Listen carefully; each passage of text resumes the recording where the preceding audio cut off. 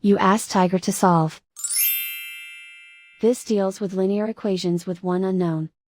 The final result is x equals -44. Let's solve it step by step. Swap sides.